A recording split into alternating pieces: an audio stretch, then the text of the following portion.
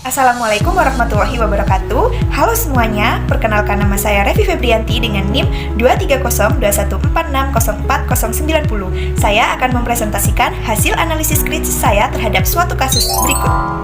Tanpa berlama-lama, mari kita simak penjelasannya. Untuk yang pertama, saya akan menjelaskan bagaimana peran teknologi digital apakah dapat memperparah atau justru meredakan krisis tersebut. Yang pertama, kita lihat dari dinamika ekonomi, di mana peran otomasi justru dapat memperparah krisis ini karena mengancam pekerja, karena perusahaan nantinya akan beralih ke teknologi dan meningkatkan angka PHK.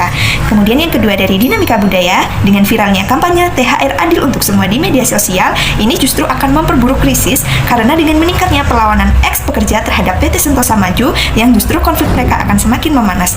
Kemudian jika dari dinamika teknologi, munculnya e-commerce dari kebijakan pemerintah justru akan dapat meredamkan krisis ini karena melalui program Go Digital dari pemerintah yang mendukung UMKM bagi pekerja terdampak PHK.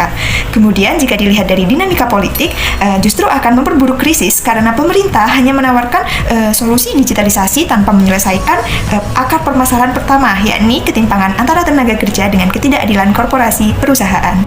Kemudian, solusi berbasis teknologi seperti apa sih yang dapat meredakan konflik ini? Saya mengusulkan Koperasi Digital Sentosa yang mengintegrasikan crowdfunding THR, pelatihan kerja digital bagi ex-pekerja, dan e-commerce koperasi buruh yang mengintegrasikan keadilan sosial berbasis teknologi, di mana platform crowdfunding memungkinkan perusahaan, pemerintah, dan masyarakat umum membantu ex-pekerja untuk mendapatkan THR. Koperasi Digital E-commerce juga memberi mereka wadah menjual produk atau jasa dengan PT Sentosa Maju sebagai penyedia modal awal.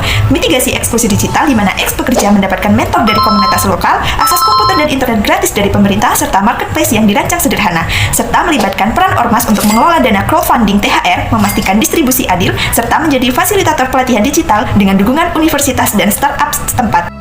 Dengan viralnya kampanye hashtag THR adil untuk semua di media sosial, apakah termasuk demokratisasi suara rakyat atau justru suatu manipulasi opini publik? Kita lihat dari konsep technological determinism yang menyatakan bahwa teknologi membentuk masyarakat, sehingga jika kampanye ini murni dari ex-pekerja, maka media sosial akan menjadi sebuah alat demokratisasi suara buruh tanpa filter kekuasaan apapun. Sementara jika dilihat dari konsep social shaping of technology yang menegaskan bahwa teknologi itu tidak netral karena penggunaannya dipengaruhi oleh aktor sosial. Jika kampanye ini didorong oleh pihak berkepentingan, misalnya politik atau pesaing dari bisnis PT Sentosa Maju, maka kampanye ini akan menjadi sebuah manipulasi opini publik. Jadi menurut saya, jika kampanye ini murni dari ex-pekerja, ini adalah sebuah demokratisasi digital. Namun, jika dimanfaatkan untuk kepentingan tertentu, maka kampanye ini merupakan sebuah manipulasi opini publik secara digital. Baiklah, sekian presentasi dari saya. Kurang lebihnya saya ucapkan terima kasih.